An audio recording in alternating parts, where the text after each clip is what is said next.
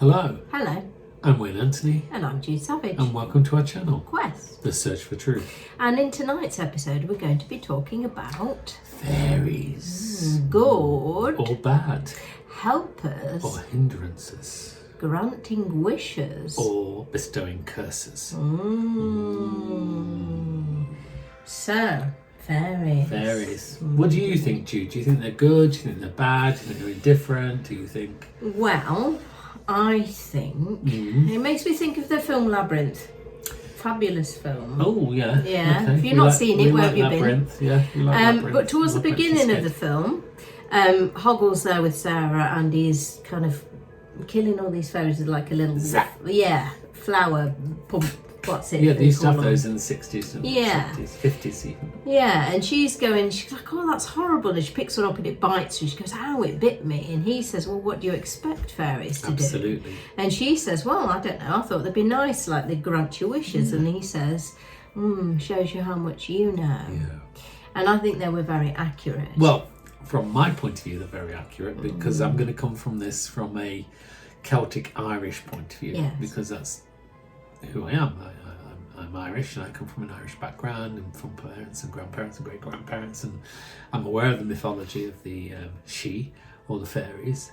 So yeah, I'm always going to come from that point of view. So it's difficult for me to step out of that because, you know, fairies in the modern day sense are considered like fun and flittery and bright and butterfly-like, and that's not the case in Irish mythology at all. It's not. They are things to be feared. They are things to be worried about. They are things that you don't mess with. Even to the extent of not actually saying the word fairy as well, No, isn't it? we Like don't. referring to them as different things, like what the wee folk, the little people, the fae, the good people. the good people. Yeah, the- good folk. Yeah, so it's kind of that respect She. there of like, Yeah, you have to respect them. Yes. That's another thing with fairies. You have to, from an Irish point of view, you have to respect the fairies. You don't mess with them. If you trespass upon the fairies, they will trespass upon you. So you don't mess with them. These are creatures that are not meant to be messed with. You know, they're there, and you know, legend tells of a great battle that was fought.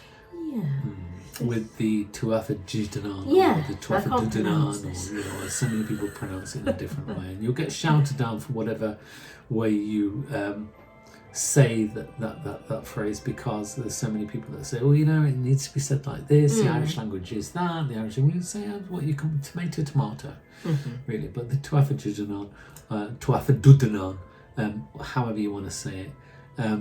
They're a race, which means people that dwell under the hills, or the hill people. They're not to be messed with in Irish mythology. You don't mess with them. You know, you respect them. You know, my great grandparents, they had cows, and you know, certain times of the year when they made butter from the cream, etc., you all stuck it to the back of the dairy door, because fairies love cream and they love butter and they love luxury. So in order, you know, to appease them so that you wouldn't offend the fairies or the she, you would stick that butter to the back of the dairy door, and you would leave it there. That would be for them. Or you would present them with cream, or you would present them with the first loaf of bread, or you would present them with, you know, luxurious things, just to say, look, we appreciate you. And they would leave you alone for the forthcoming year, for the forthcoming season at least. yeah. And your family, they've and had encounters with fairies, have they not? They have many encounters with fairies. Not good. Never good. It's never been good. You know, they're not. They don't like humans, basically. No. You know, a great battle was fought, and back and back and back, and the fairies were driven back by iron and fire. And we'll come to iron and the reason why fairies don't like iron later. But they were driven back by iron, cold iron, that is, and fire. And the agreement was struck that they would dwell under the hills, and that's what Tuatha De Danann means. It means the people under the hills, and that humans would take the high ground in terms of the land above the hills, and they would, you know, work that land, and they would prosper from that land, and the fairies were driven back into the land. And that's the agreement that was struck. But they resented it because we won. Humans won, and fairies didn't like that, and they still resent it to this day. They don't like it, you know. And if you look at some of the you know, the things that people do to keep away the fairies in terms of driving iron into the horseshoe, for instance. You've got a horseshoe above your door, which lots of people do. It's because it's iron. And they don't. Is it upright? Or is it upside down? Or is it... Iron this way, the horseshoe this way contains the magic, if you like, or contains the energy. The upright means it pours away. So there are superstitions that say it's got to be this way, it's got to be that way. Put it the way that's right for you. Yeah.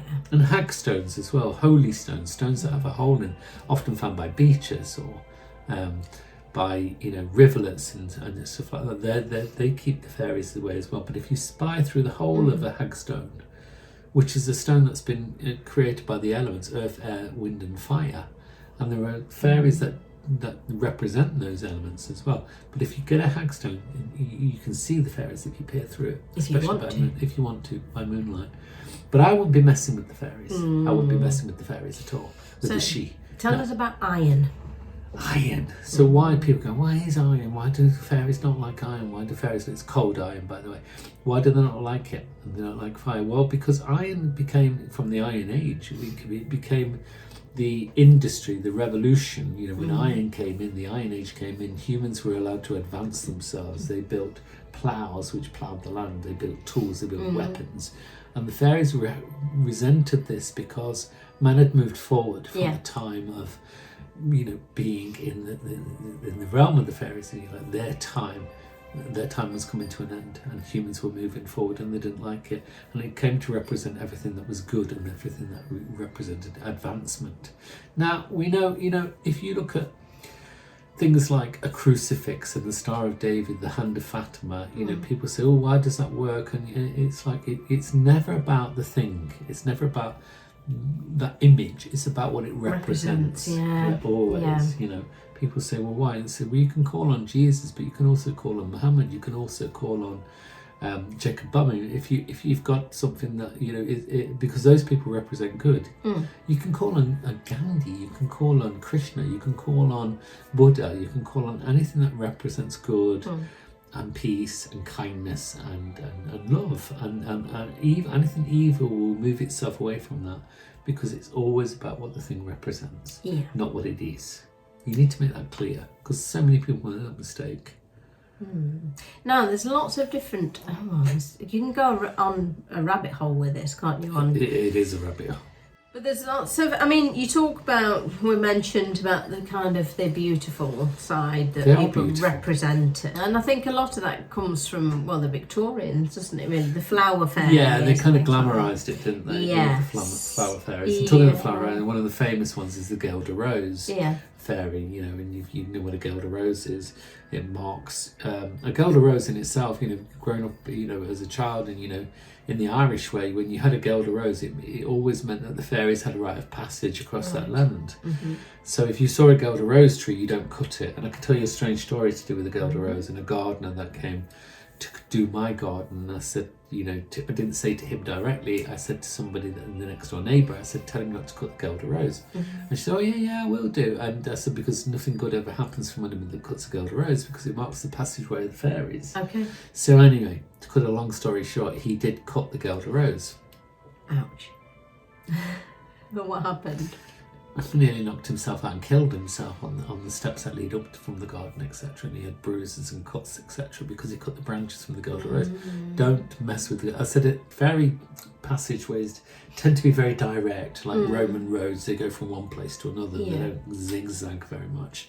Same in Irish folklore. They don't as well. Whether you're in a cairn or one of the fairy mounds, etc. They will run, and you don't mess with that. You don't mess with lone trees either, which are trees that grow often in the middle or the corner of a field. You leave them things alone, because the fairies have dominance over that. Things like hawthorn as well, is that one of them? Well, yeah, May blossom, hawthorn. You don't mess with you don't bring it in the house either, because it's very, very unlucky to do so. You just don't do that. But the Gelder Rose especially marks where fairies move from one point to another, and they troop. So twice a year, probably 4 times a year. But the 2 greater times is the fairies will troop, and that's usually in the feasts of Beltane. And Beltane comes from the old god Bel, but Beltane just means bright fire, really. That's in May. Is that the first? May 1st, May Day, and Samhain. Yeah. in October. Halloween. Yeah, so they're the two. It just means bright fire, and we burn fires there to encourage the spirits of our ancestors to come back and visit us in this world. But fairies are very active around that time. Now, should you meet a fairy? Ah, yeah. So, yes, what happens if you do meet a fairy? Ooh, now there's the question. In Irish folklore, at least, it's like it's dread. Really, if you meet a fairy, there are rules. Yeah, there's rules to this, aren't there? Yeah. Do not give them your full name. They will ask it. Okay. For anything asked in truth must reply in truth. But don't give them your name. Give them your first name. If you have a middle name, then fine. Give them your first and last name, but do not give them your full name. Okay. To give a fairy your full name is to give them dominance over you. Not what you want to do. So don't just say, oh, my name is Jane. My name is Bob. Yeah. You know, and they won't ask any more than that usually. Okay. So was this also about food or taking sustenance from them? Another important thing. If you ever meet a fairy or you end up in and arrive in fairyland, do not take any sustenance from them. Do not take their food and do not drink from their drinks. Whatever they offer you, do not accept. Say, thank you. And that's another thing you don't do with fairies, or you don't thank them for anything. You must never thank them. No. So I'm just contradicting myself. You don't say, you say, no, I'm all right. No, I'm fine. That's okay. That's great. I'm wonderful. I'm marvellous. I don't need that. Okay. Yeah, but yeah, great. Because you don't thank them, because it's all trickery with them, because they're part of the trickster brigade. You don't thank them. Okay. There's another thing with fairies. They don't like to be thanked. There's a lot of things. They don't like money. They don't like our money. They don't like human money. Yeah, they don't like our money, but they'll steal other things from us. Oh, they'll steal gold and silver. They'll steal cream, and they'll steal lots of different things. They'll steal your child if you let them, a changeling. But you don't thank them, and you just give them your name. You give them your first name. You can even invent your name, but don't give them your full name. And you don't eat what they provide. You don't, if they say this, and some people say, and there's been recorded incidents in history where people have this, they come across a fairy fort or a fairy mound, and there's this wonderful platter of food or fruit or all the things that you would desire if you were hungry. And once you've eaten those things, nothing else in this world will ever taste the same, and you'll pine away, you'll wither away. So you don't accept it. So if you were taken to fairyland, and people talk about mushroom circles, don't they? Magic mushrooms in a mushroom circle. If you step into a mushroom circle, you'll be transported to fairyland. And there's been recorded incidents of that. If you do that, do not accept their sustenance at all. And time's lost, isn't it? Time's always lost. Time is not the same in their world as it is in this world. Yeah. Certainly weeks and days, will pass by when you've only been there an hour. Okay. So, but never accept their food, because when you come back to this world, nothing will, you'll crave, because no food can taste as great as the fairies' food.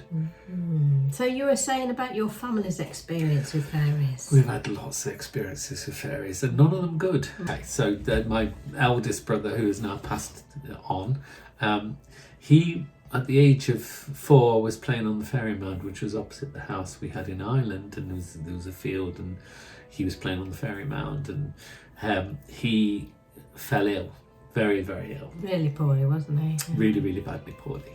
And he was at death's door, and in those days the priest would come round. We're talking in the late 40s. The priest would come round and he'd give the last blessings, etc. And great granny lived, a village away. So anyway, he'd been given the last rites, expected to not live the night.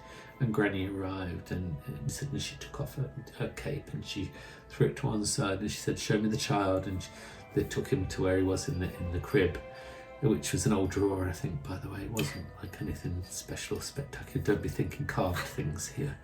And she said, "Take him to the door, take him to the window, take him to the door, and ask him what offends him, for something's not right here." And he did. He scooped him up and he took him to the door. And it was a winter. I think it was February. Okay. Or January. Yeah, February. And he took him to the door, and he said his eyes were barely open. And he said, "Gossan," which is the old Irish word for child, boy child, more importantly. Gossan. What offends you out there? And he pointed to the fairy mount.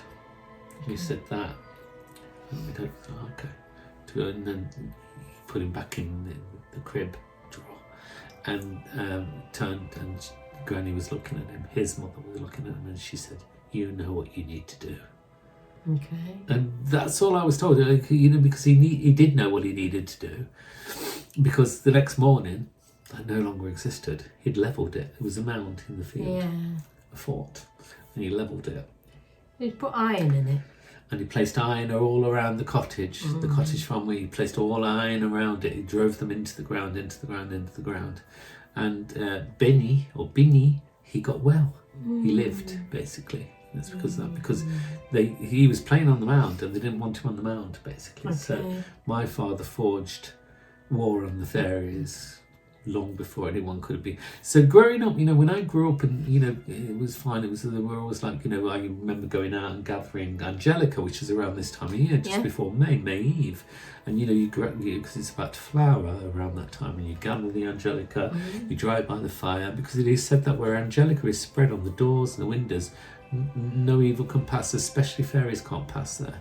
So Angelica, is the angel plant, is a very, very powerful plant to have. So the fairies you don't want to be messing with. No. You don't want to be dealing with, because they take no prisoners. They really, really don't. There's many, many types of spirits, and many, many types of. There's a banshee, or the ban just means woman in Irish language, and the she, it means fairy, so the woman fairy, and she will come, and she will talk about, in terms of wailing, she will talk about when somebody's about to pass. What most people don't realise about the banshee is that she has a comb. The comb, don't pick up the comb. Don't pick up the comb, don't touch the comb.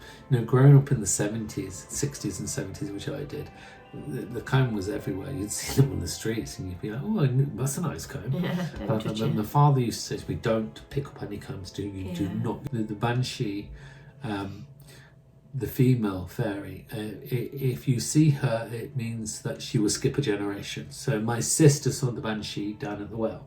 Okay. So the well was in Ireland. You went like half a mile and you took water and you brought it home, because there was no running water back in the 60s, 50s, 60s. So, and she went one night and she saw a little woman, and it had little boots and hair, and it had red eyes, and she said it rose up from the side of the road and went into the ditch. Okay.